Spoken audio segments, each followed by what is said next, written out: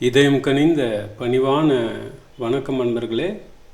பகவத்கீதையை சிம்பிளாக எளிமையாக புரிஞ்சுக்க குருவருளும் இறையருளும் துணை நிற்கட்டும் என வேண்டி இந்த பதிவை துவங்குவோம். இந்த பதிவில் நம்ம பார்க்க போகிறது அத்தியாயம் 8லேருந்து ஸ்லோகம் 5லேருந்து 8 வரைக்கும். முதல்ல ஸ்லோகம் 5. அந்தகாலே ச மாமேவ ஸ்மரன் முக்த்வா கலேவரம் யஃப் பிரயாதி சமத்பாவம் யாதி நாஸ்த்யத்ர சம்சயः. இதோட அர்த்தம், மரணத்தின் போது என்னை நினைத்து உடலை துறப்பவர்கள் என்னிடம் வருவார்கள். இதில் நிச்சயமாக எந்த சந்தேகமும் இல்லை. அடுத்து ஸ்லோகம் 6, 7 ரெண்டையும் சேர்த்து பார்ப்போம்.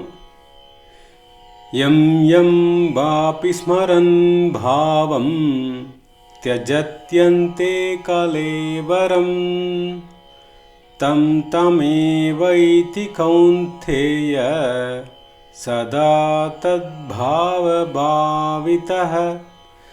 தஸ்மாத் சர்வேஷு காலேஷு மாமனுஸ்மர யுத்யச மய்யர்ப்பிதமனோ புத்திஹி மாமே வைஷ்யஸ்ஸ சம்சயம். இதோட அர்த்தம், குந்தியின் மகனே அர்ஜுனா, ஒருவர் எத்தகைய மனநிலையுடன் தன் உடலை துறக்கிறாரோ எக்காலமும் அதே மனநிலையில் ஆழ்ந்து சிந்தித்திருப்பதால் அவர் அந்த நிலையையே அடைகிறார். ஆகவே சதாசர்வ காலமும் என்னை ஸ்மரணித்து கொண்டே உன் போர்க்கடமையை செய். மனமும் புத்தியும் என்னிடம் சரணடைந்தால் நீ நிச்சயமாக என்னை அடைவாய் என்பதில் எந்த சந்தேகமும் இல்லை. அடுத்து ஸ்லோகம் 8. அப்யாச யோக யுக்தேன சேதசா நான்யகாமினா பரமம் புருஷம் திவ்யம்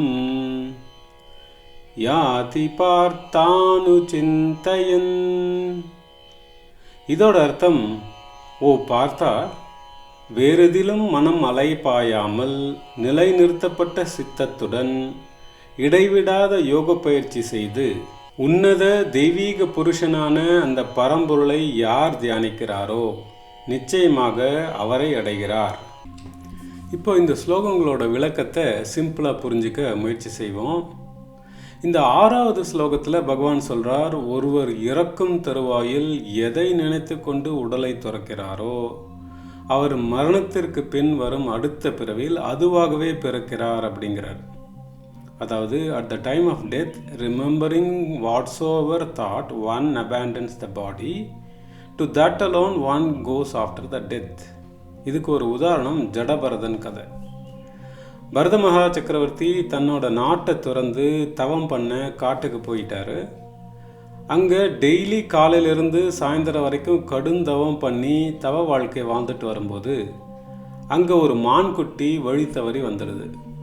அம்மா இல்லாமல் தவிக்கிற அந்த குட்டி மானை அன்பாக பார்த்து வளர்க்க ஆரம்பிக்கிறாரு. நாளடைவில் அவருக்கு அந்த மான்குட்டி மேலே பாசம் ஜாஸ்தியாகி அது மேலே பந்த பாசம் வந்து அளவுக்கு அதிகமாக அது மேலே நேசம் காட்ட அவர் இறக்கும் நேரத்தில் கூட அந்த மான்குட்டி நினைப்பிலேயே உயிரை விடுறாரு.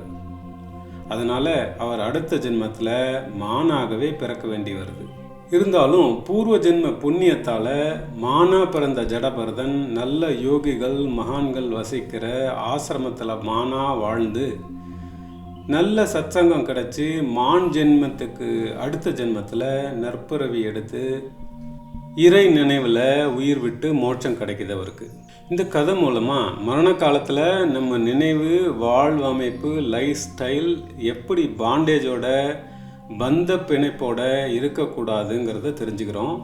அதனால தான் பகவான் கிருஷ்ணர் 7வது ஸ்லோகத்தை சொல்கிறார், சதா சர்வ காலமும் என்னை ஸ்மரணித்து கொண்டே உன் கடமையை செய். அது போர்க்கடமையாக இருந்தாலும் சரி, வேறு எதுவாக இருந்தாலும் சரி. மனமும் புத்தியும் என்னிடம் சரணடைந்தால் நீ நிச்சயமாக என்னை அடைவாய் என்பதில் எந்த சந்தேகமும் இல்லை அப்படிங்கிறார். போர் தொழில் தான் மற்ற அனைத்து தொழில்களிலும் ரொம்ப கஷ்டமானது. ஏன்னா கண்ணிமைக்கிற நேரத்தில் எப்போ வேணால் நம்மளை அட்டாக் பண்ண எதிரி காத்துக்கிட்டு இருப்பான். நம்ம உயிர் எந்த நொடி வேணால் போகலாம். அப்படி இருக்கிற போர்க்களத்தில் கூட நாம் கான்ஸ்டன்ட் ரிமெம்பரன்ஸ் ஆஃப் காட் இருந்தோம்னா நம்மளை பகவான் வழி நடத்துவார். நிரந்தர இறை நினைவில் தான் இருக்கணும்னு கூட அவசியம் இல்லைங்க. கடைசி மரண காலத்தில் ஒரே ஒரு நிமிஷம் பகவானை சரணடைஞ்சா கூட போதும்னு இதுக்கு முந்தின ஸ்லோகத்தில் பகவான் சொல்லியிருக்கார். இதுக்கு ஒரு ரியல் லைஃப் எக்ஸாம்பிள் தான் pilot Ronald Nixon.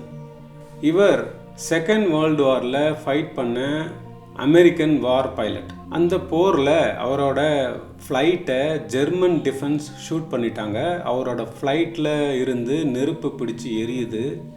Complete black out ஆகிற அந்த மரண நேரத்தில் ஒரு நாத்திகரான அவர் கடவுள்னு ஒருத்தர் இருந்தால் என்னை காப்பாற்றுங்கன்னு வேண்டுறாரு.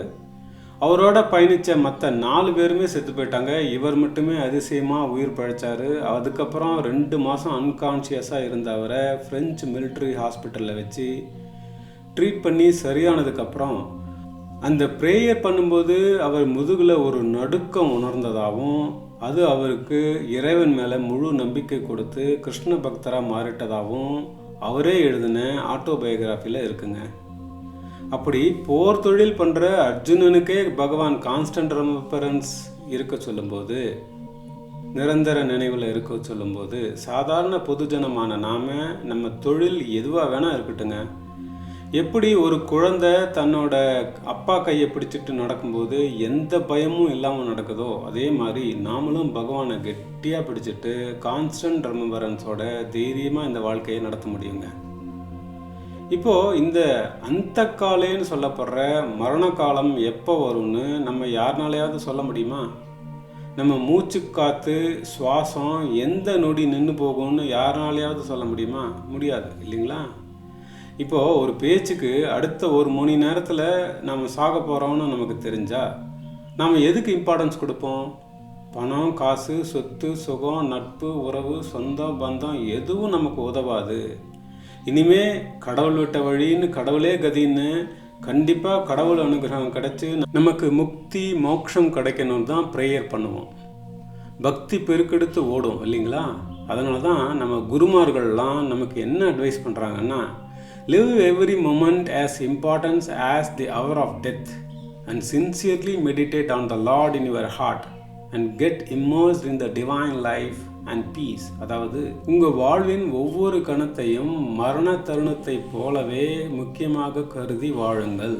உங்கள் இதயத்தில் இறைவனை உளப்பூர்வமாக தியானித்து தெய்வீக அன்பிலும் அமைதியிலும் எப்போதும் திளைத்திருங்கள் அப்படின்னு அருள்வாக்கு சொல்லியிருக்காங்க. இதைத்தான் பகவான் கிருஷ்ணர் 5வது ஸ்லோகத்தில் சொல்றார். அந்த காலேச்ச மாமேவ ஸ்மரன் முக்த்வா கலைவரம். அதாவது மரணத்தின் போது என்னை ஸ்மரணித்து என் நினைவில் உடலை துறப்பவர்கள் என்னிடம் வருவார்கள்.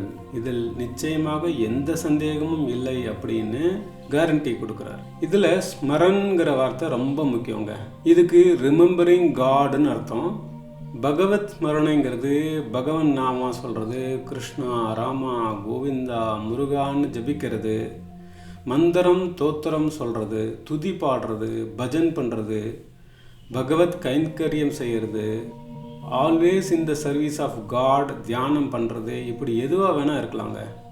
ஆனால் எப்பவும் நாம் சத் சங்கத்திலேயே இருக்கிற மாதிரி நம்ம வாழ்க்கையை அமைச்சுக்கிட்டா இது சாத்தியம் ஆகுங்க. இப்படி சதா சர்வகாலமும் எல்லா நேரமும் நாம் பகவத் ஸ்மரணையில் இறை நினைவில் கான்ஸ்டன்ட் ரெம்பரன்ஸில் இருக்க பழகிக்கணுங்க. இதைத்தான் கிருஷ்ணர் 8வது ஸ்லோகத்தில் சொல்கிறார். உலக விஷயங்கள் மீதான நாட்டத்தை குறைத்து மனம் தளராமல் எப்போதும் உன் மனசையும் புத்தியையும் எண்ணில் வைத்து என்னையே சரணடைந்து தொடர்ந்து தியான பயிற்சி செய்வதில் உன்னை ஈடுபடுத்தும் போது உன்னுள் உறையும் உன்னத தெய்வீக புருஷனான என்னை, அதாவது பரம்பொருளை, பரமாத்மாவை நிச்சயமாக நீ அடைவாய் அப்படிங்கிறார் பகவான் கிருஷ்ணர். ஸோ நாமளும் காலம் தாழ்த்தாம இந்த நொடியே பகவானை சரணடைவோம், தியானம் பண்ணுவோம், இறைவனுடன் ஐக்கியமாவோம். நல்லது. நன்றி. வணக்கம். ஓம் சாந்தி.